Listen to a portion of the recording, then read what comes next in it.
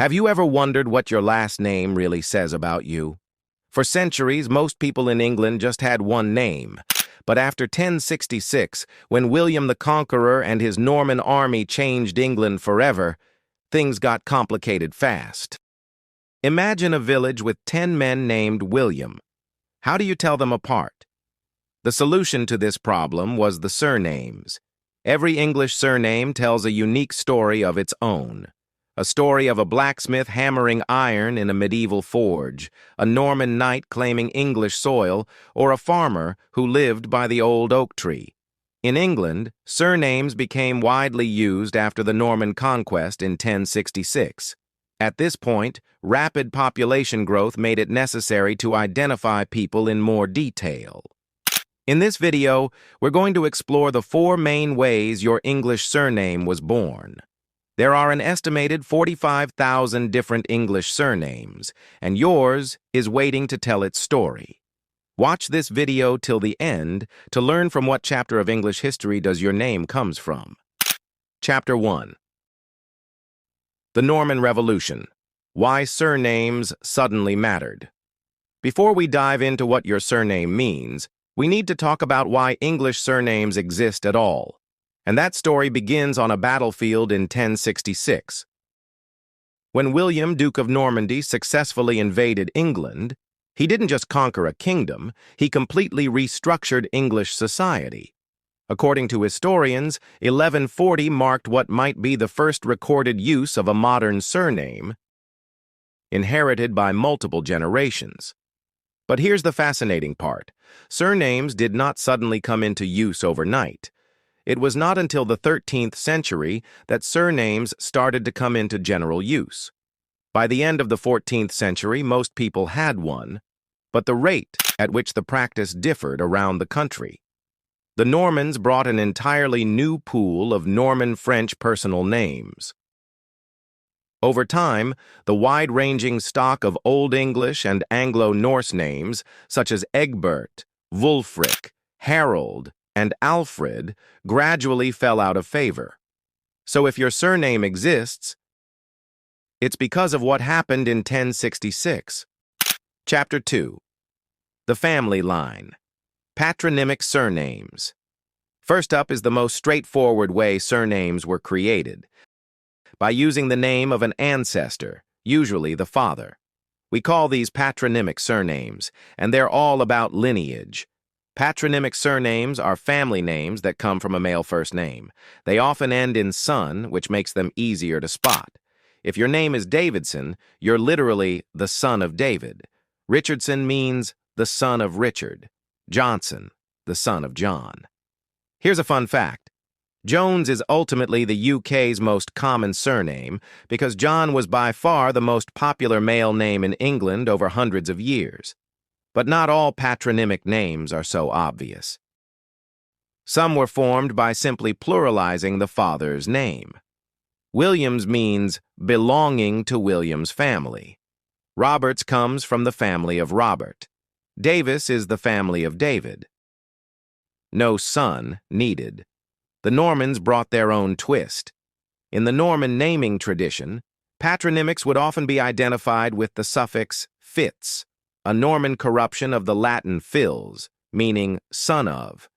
If your name is Fitzgerald, you're son of Gerald. Fitzpatrick means son of Patrick. And Fitzroy? That's son of the king, the traditional surname for royal bastards. Matronymic names also existed, though they were far rarer. These came from the mother's name rather than the father's, usually when the mother was an heiress or when a child was illegitimate. Names like Emmett from Emma show that not every family line ran through the father. Chapter 3. Medieval Workplace, Occupational Surnames. Next, we have occupational surnames, absolute gold for understanding what your ancestors did for a living. In medieval England, your job was your identity. Some surnames are obvious. Smith denotes a metal worker, someone who worked with metal, whether forging swords or horseshoes. It's one of the most common surnames because every village needed a smith.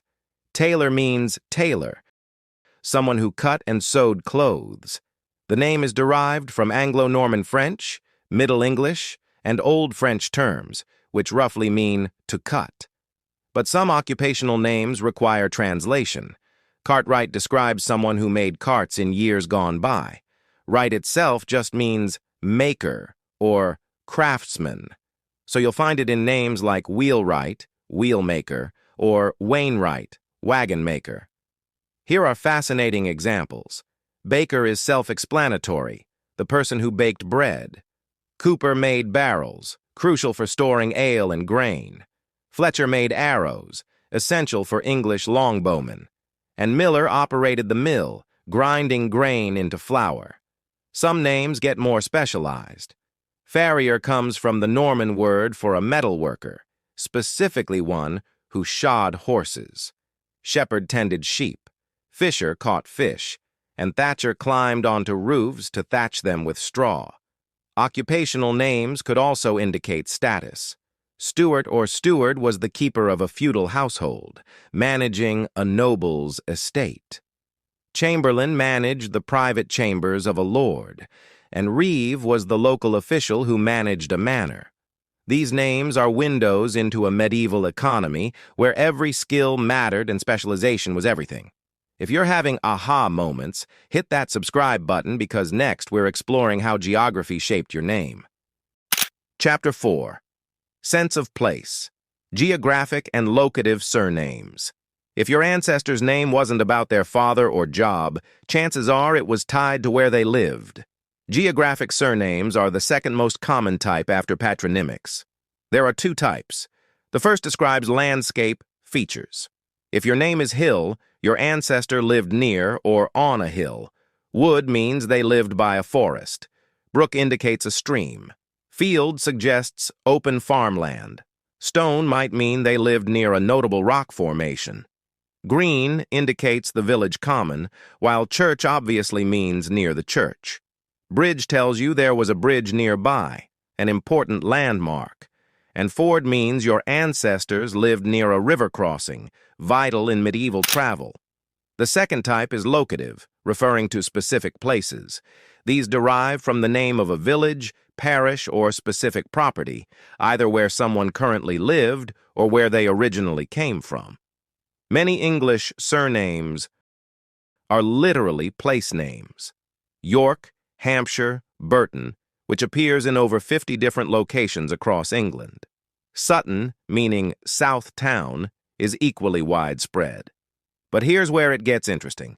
Many surnames appear to be locative, but may come from a different origin, from a personal name or an occupational name.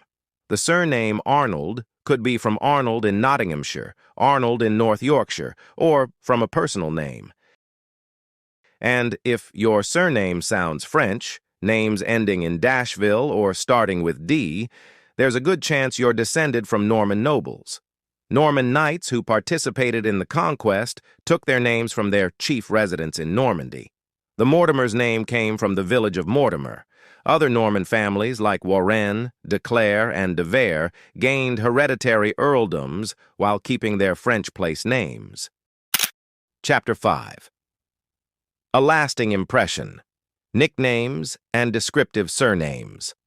Our final category is perhaps the most entertaining, surnames from nicknames. These capture physical features, personality traits, or memorable incidents that made someone stand out. Adjective surnames like white, black, gray, and swift most likely describe the appearance or personality of your forebears. Many are based on appearance. White probably meant very pale skin or white blonde hair. Black indicates dark hair or a dark complexion. Brown suggests brown hair or a ruddy complexion. Gray likely meant gray hair, possibly for someone who went gray young. Physical descriptions got more specific. Long means your ancestor was tall. Short is self-explanatory. Little indicated small stature. And Armstrong literally means strong arm. Your ancestor was known for physical strength, perhaps a warrior or laborer. Some nicknames described personality. Swift suggests someone quick, either fast-moving or quick-witted. Hardy means brave or strong. Jolly indicates a cheerful person. And savage? That might have described someone fierce in battle or simply rough in manner. Animal names often became surnames based on characteristics. Fox might indicate someone sly or cunning with red hair or who lived where foxes were common. Lion suggested bravery. Crow could mean dark-haired, and lamb might indicate gentleness, or be ironic for someone quite the opposite. Here's something fascinating. Because nicknames evolved over hundreds of years and dialects varied wildly, mysteries abound. The surname Perry may come from the Middle English word for pear tree, referring to someone who worked with or lived near pear trees. On the other hand, it may be a patronymic surname linked to the French male name Pierre. This is true for many surnames. They have multiple potential origins, and without detailed records, we may never know which story is yours. So whether your name comes from a Norman father like Fitzgerald, a medieval craftsman like Cooper, a place of origin like York, or a memorable trait like Swift, it is so much more than a label. It's a living historical document connecting you to the Norman conquest and the transformation of English society. By the time of Richard II's poll tax lists of 1381, most English families had adopted the use of hereditary surnames. That means your family name has been passed down, generation after generation, for over 600 years. It survived the Black Death, the Wars of the Roses, the Tudor period, the English Civil War, the Industrial Revolution, and every major event in English history. Your surname is the first clue in the incredible detective story of your own family's past. By understanding its origin, you're not just learning a fun fact, you're reclaiming a piece of your heritage.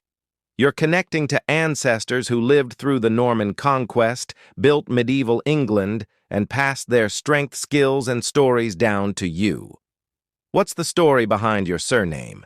Have you figured out its meaning? Does it reveal an occupation you never knew your ancestors practiced, or connect you to a place you've never visited? Let me know in the comments below. I would love to read about your family's English story. And if you enjoyed this journey through English naming traditions, give this video a thumbs up and subscribe for more explorations of ancestry, heritage, and the hidden stories written in our names. Thanks for watching, and may your family's story continue for generations to come.